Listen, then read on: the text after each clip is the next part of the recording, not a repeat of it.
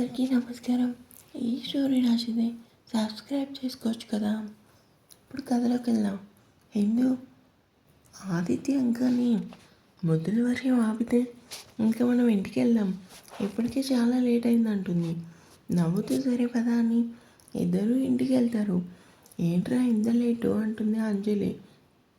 ఏం లేదక్క, నేను హిందూ కొంచెం బయటికి వెళ్ళాం. అది సరే, డాక్టర్ దగ్గరికి వెళ్ళావా? చెకప్ కోసం ఏమన్నారు? వెళ్ళానురా, అంతా బాగానే ఉంది, బేబీ కూడా నార్మల్గానే ఉందంటుంది అంజలి. వదిన కడుపులో బేబీ కదలిక నీకు తెలుస్తుందా అంటుంది హిందూ. హిందూ తెలుస్తుంది. ఏంటి కదలిక ఎలా ఉంటుందో తెలుసుకోవాలని ఉందా అంటుంది అంజలి. అవును వదిన, కానీ ఇప్పుడు నీ బొజ్జలో ఉన్న ఈ ఇంటి సంతోషం ఇప్పుడు ఫుల్గా నిద్రలో ఉంది కదా. నవ్వుతూ లేదు హిందూ, ఈ చేతులు ఇలా ఇవ్వు అని కడుపు మీద పెట్టింది అంజలి. వదిన, బేబీ కదులుతుంది అంతేకాదు, చూడు కడుపులో ఇలా క్రికెట్ ఆడుతున్నాడు, చాలా గట్టిగా తన్నుతున్నాడు. మీ తమ్ముడు రౌడీలను ఎలా కొడతాడు అలా. లోపలికి లావే, క్రికెట్ మ్యాచ్ ఏంటో నీకు చూపిస్తాను. అవునా హిందూ అంటాడు సూర్య. నవ్వుతూ సూర్య, నువ్వు కూడా చూస్తావా అంటుంది అంజలి. లేదక్క, నా మేనల్లుడు ఈ మామయ్య చేతిలోకి రాగానే అప్పుడు వాడు బుల్లి పాదాలతో నా గుండెల మీద తన్నించుకుంటాను. ఇంకో నెల ఆగితే నా మనవడు అందరినీ ఆడుకుంటాడు. కానీ ముందు మీ ఇద్దరు ఫ్రెష్ అయ్యి కిందకి రండి, భోజనం చేద్దరు కానీ అంటుంది మమత. అలానే అత్తయ్య అంటుంది హిందూ. హిందూ ఒకసారి ఆగు, ఈ బుగ్గకి ఏమైంది? నా బుగ్గకి ఏమవుతుంది వదినా అంటుంది హిందూ. హిందూ నీ బుగ్గ ఇంకా నీ చిన్న దగ్గర ఏవేవో చిన్న గీతలు, ఇంకా రెడ్గా ఉంది. హిందూ ఫేస్ని చూస్తాడు. ముద్దు పెట్టినప్పుడు బుగ్గ దగ్గర ఇంకా హిందూ చిన్న దగ్గర సూర్య గడ్డం గీసుకొని హిందూకి అలా అవుతుంది. అమ్మో, అనవసరంగా ఇప్పుడు నేను బుగ్గ అవుతానమ్మా. ఇప్పుడే రెడీ అయ్యి కిందకు వస్తాను. అది హిందూ వైపు చూసి కంగారుగా తన రూమ్లోకి వెళ్ళాడు. అవును వదిన, ఏమై ఉంటుందని చేతులతో తడుముకుంది. వాడేంటి అంత కంగారుగా పైకి వెళ్ళాడు? మనసులా వాడు చేసిన పని, అందుకే బుక్ అవ్వకుండా హిందూని బుక్ చేసి వెళ్ళాడు అనుకుంటుంది. హిందూ ముందు నువ్వు రెడీ అవ్వు, కిందకి రా భోజనం చేద్దు కానీ. సరే వదిన అంటుంది హిందూ. సూర్య బెడ్ మీద వాలి, అమ్మయ్య బుక్ అవ్వకుండా బాగానే తప్పించుకున్నారా? ఇప్పుడు హిందూ అడిగితే చూద్దామని ఫోన్ చూస్తూ ఉంటాడు. రూమ్కి వచ్చి మిర్రర్లో చూసుకొని ఏంటిది ఇలా గీసుకుంది అంటే, ఆదిత్య ముద్దు పెట్టినప్పుడు తన మీసం, అందుకేనా అక్కడ నన్ను బుక్ చేసి గబగబా పైకి వచ్చాడు. నిన్ను ఇలా కాదా ఆదిత్య. సూర్య అయిపోయావురా, చెప్పు హిందూ ఏమైంది? మరి ఏం తెలియనట్లే యాక్ట్ చేయకు. ఇది మరీ బాగుంది. నేనేం చేశానో చెప్తే కదా నాకు తెలిసేది. చేసిందంతా చేసి మళ్ళీ ఏం తెలియదంటావా? తన బుగ్గ ఇంకా చీని చూపిస్తూ చెప్తుంది. అవును, ఏంటి ఇదంతా? అసలు అక్కడ అంత రెడ్గా ఎలా అయింది? బెడ్ మీద పడుకొని ఎంత హాయిగా సమాధం ఇస్తున్నాడో. ముందు నువ్వు పైకి లేచి మాట్లాడు అంటుంది హిందూ. సారీ హిందూ, అది నా చిన్న ఇంకా ఈ అందమైన మీసాలు గీసుకోవటం వల్ల అలా అయింది. సారీ. ఇప్పుడు వదిన మాత్రమే అడుగుతుంది కిందకి వెళ్తే, అప్పుడు అందరూ అడుగుతారు. అప్పుడు వాళ్ళకి ఏమని చెప్పును అంటుంది హిందూ. ఏమని చెప్తావు? నా మొగుడు నాకు ముద్దు పెట్టాడని చెప్పు. కొంచెం కూడా సిగ్గులేదు నీకు? నీ దగ్గర నాకు సిగ్గెందుకు అని హిందూ చేతిని పట్టుకొని పూర్తిగా తన వైపుకి లాగుతాడు. వదిలు ఆదిత్య అంటుంది సూర్య మీద పడతా. హిందూ నడుం దగ్గర నెమ్మదిగా చెయ్యి వేసి, ఇప్పుడు చెప్పు, నేనేం చేశాను? సిగ్గు ఇంకా ఏదో అంటున్నావు. హిందూని దగ్గర తీసుకుని నడుం పట్టుకొని చెయ్యి వేశావు. నన్ను మాట్లాడనీయకుండా చేసి ఇంకా చెప్పు అంట. దేవుడా, గుండెంటి ఇంత గట్టిగా కొట్టుకుంటుంది? ఆదిత్య వదులు అంటుంది. ఏంటి మాటలు చాలా కష్టంగా ఉన్నాయి? ఏమీ లేదు, నేను వాష్రూమ్కి వెళ్ళాను, నన్ను వదిలు ఆదిత్య అంటుంది. వదలను, నాకు ఇలానే చాలా బాగుందంటాడు సూర్య. ఆదిత్య, నీ అల్లరి నేను తట్టుకోలేను, వదిలు ఆదిత్య అంటుంది. ఇందు ముంగురుల చెవి వెనక్కి వెళ్ళిపెడుతూ, అది అల్లరి కాదు, నీ మీద నాకున్న ప్రేమ బంగారం అంటాడు. ఆదిత్య, వదులు, కింద అందరూ మన కోసం ఎదురు చూస్తున్నారు. ఇందు నడుముని ఇంకాస్త గట్టిగా పట్టుకొని, అందరి కోసం ఆలోచించడం కాదు, నా కోసం కూడా ఆలోచించు అంటాడు సూర్య. నాకు మాటకి రాకుండా చేస్తున్నావు ఆదిత్య, ముందు నువ్వు నా నడుము వదులు అంటుంది. టాపిక్ డైవర్ట్ చేయకు, నువ్వు కూడా నా కోసం ఆలోచించు అంటాడు. చిన్నగా సూర్య చెంప మీద తట్టి, నీకోసం ఎప్పుడూ ఆలోచిస్తుంది నేను కాదు ఆదిత్య. బుంగ మీద పెట్టుకుని మరి ఇంకెవరు? నిన్ను చూడగానే గట్టిగా కొట్టుకుంటుంది. ఇదిగో ఈ మనసు నా గుండె చెప్పుడు, అంతా నీకోసమే. ఎడారి లాంటి నా జీవితానికి నువ్వొచ్చి నాకు మళ్ళీ పున్నం చంద్రుడు వెలుగునిచ్చావు అంటాడు ఆదిత్య. చాలా పెద్ద పెద్ద మాటలు మాట్లాడుతున్నావు ఆదిత్య అంటుంది ఇందు. ఇందు అనే ప్రేమ పిచ్చి పట్టింది కదా నీకు అంటాడు సూర్య. వదిలు ఆదిత్య, నేను వాష్రూమ్కి వెళ్ళాలి అంటుంది ఇందు. నాకు ఇలానే హాయిగా ఉంది, ఒక ముద్దిచ్చి వెళ్ళు, లేదంటే అస్సలు వదలను. ఇప్పటి వరకు ఆ పని మీదే కదా ఉన్నావు, చాలా నీకు, వదిలు ఆదిత్య. నువ్వు పెడితే ఒకసారి మాత్రమే, లేదు నేను ఎద్దు పెట్టను అంటావా? నేను 5 సార్లు పెట్టుకుంటాను. వద్దు మహాన్ బావా, నేనే పెడతా, ముందు నువ్వు కళ్ళు మూసుకో అంటుంది ఇందు. లేదు, ముందు నువ్వు నాకు ముద్దు పెట్టు అంటాడు సూర్య.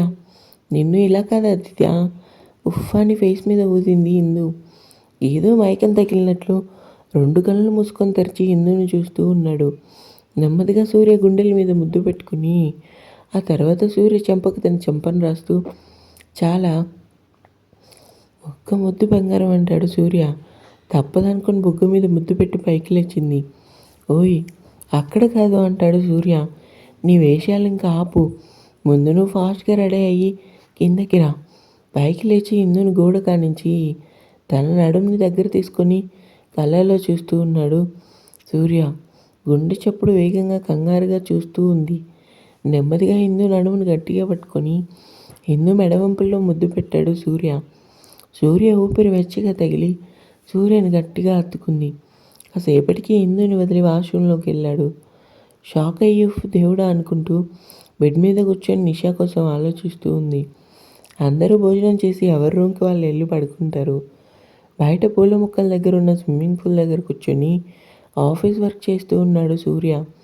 ఇదే కరెక్ట్ టైం అనుకుని నిషా రూమ్ వెనుక నిచ్చెన వేసుకొని కిటికీ డోర్ తెరిచి అక్కడ పక్కన నిషాకు కనిపించకుండా ఒక మట్టి కుండలో వేడివేడి నిప్పులు, అందులో ఎండుమిరపకాయలు వేసి రూమ్ అంతా పొగతో నింపి కిందకు దిగింది.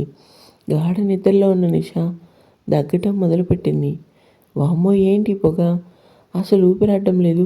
మంచినీళ్ళ కోసం రూమ్ అంతా చూసింది. ఓ గాడ్, అసలు ఈ దగ్గు కిటికీ డోర్ ఓపెన్ చేయటం చూసి అసలు ఇదంతా ఎవరు చేశారు? బాబోయ్ దగ్గు.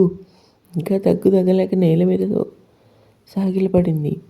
నెమ్మదిగా సూర్యకి తెలియకుండా నిషా రూమ్కి వచ్చి, నిషా ఏమైంది అంటుంది ఇందు. ఇందు వాటర్ వాటర్ అంటూ దగ్గు, మంచినీళ్ళు కావాలి, అసలు ఊపిరాడడం లేదు అంటుంది నిషా. సూర్య తన ల్యాపి చూస్తూ ఏంటి ఘాటు వాసన అనుకుంటూ, ఏంటి పొగ నిషా రూమ్ నుండి వస్తుంది. నిషా రూమ్ దగ్గర ఇందుని చూసి షాక్ అవుతాడు. నిషా ఎదురుగా కుర్చీలో కూర్చొని, వాటర్ కావాలా, నేను అస్సలు ఇవ్వను అంటుంది ఇందు. ఏ నీకు పిచ్చా, వాటర్ ఇవ్వు, అసలు ఊపిరాడటం లేదు అంటుంది దగ్గుతూ. ఊపిరాడటం లేదు కదా, మరి రాత్రి ఆదిత్యని ఎందుకు చంపాలనుకున్నావు? నిషా షాక్తో ఎందుకు ఎలా తెలిసింది? లేదు, నేను ఎందుకు చంపాలనుకుంటాను అంటాడు. షాక్తో నిషా నన్ను చంపాలనుకోవటం ఏంటి, అసలు ఇక్కడ ఏం జరుగుతుంది? శభాష్, ఏం యాక్షన్ చేస్తున్నావు, పర్వాలేదు, నీ వేషాలు ఎవరి దగ్గర అయినా చూపించు, ఈ హిందూ ఆకాంక్ష దగ్గర కాదు. చంపడానికి ఒక మనిషిని పెట్టి వాడి చేత నాకు మెసేజ్లు పెట్టి నాకు రాత్రి నీలానే ఆదిత్య కోసం ఊపిరాడకుండా చేసావు కదా. హిందూ మోడు వాటర్ ఇవ్వు, లేదా పొగ ఆపు. నేను ఇదంతా కావాలని చేయలేదు హిందూ, నా మాట విను.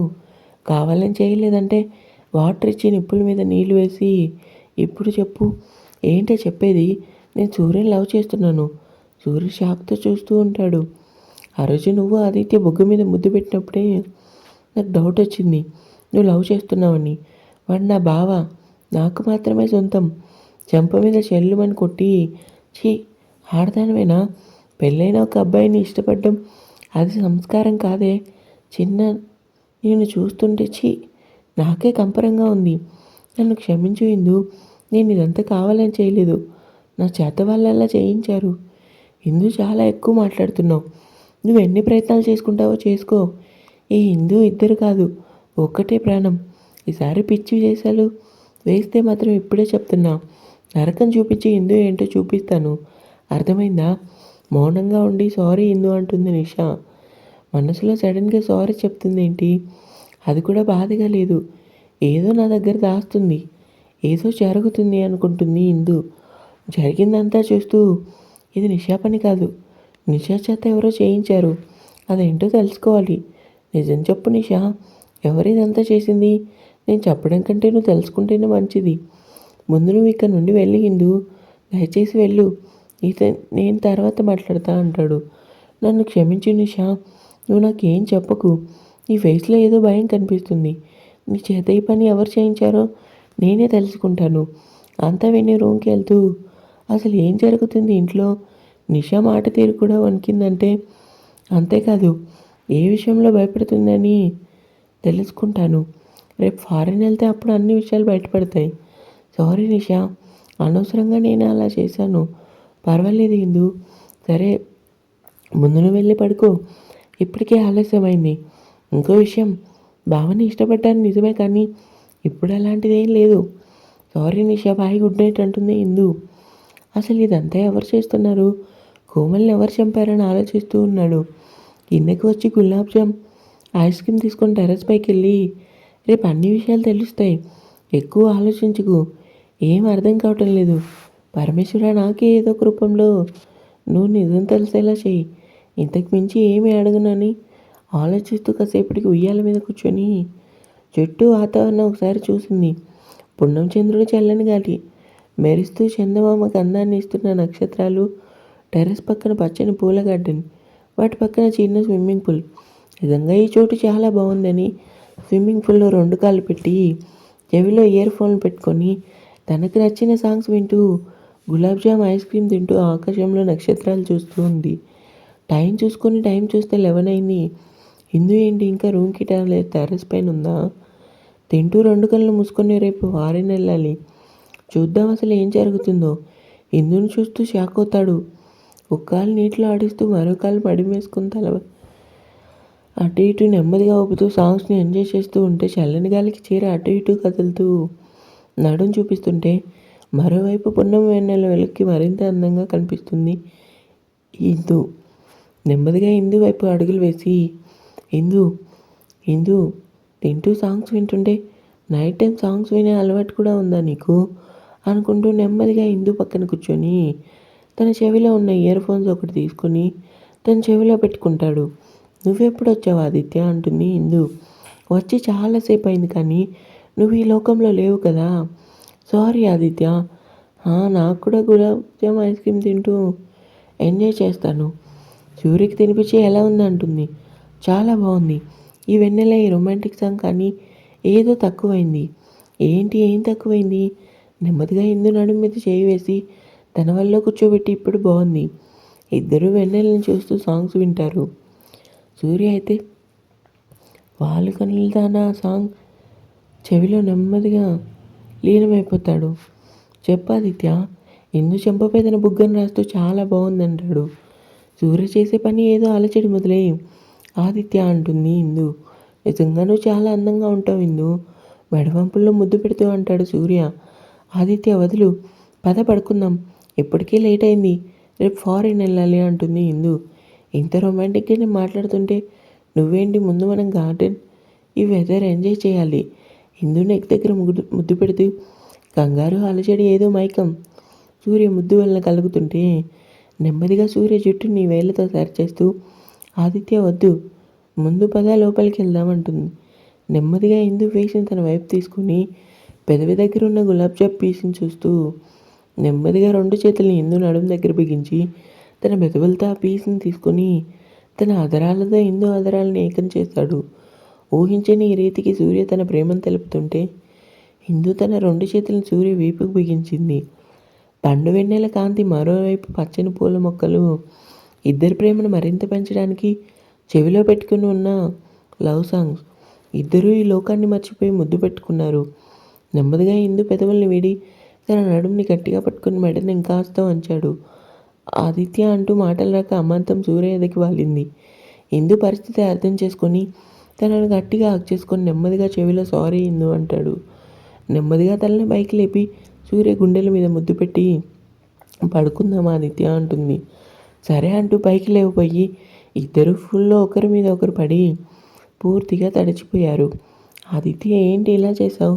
ఇందు పెదవుల్ని చూసి షాక్ అయ్యి ఇప్పుడు అది నన్ను నిజంగా చంపేస్తుందా?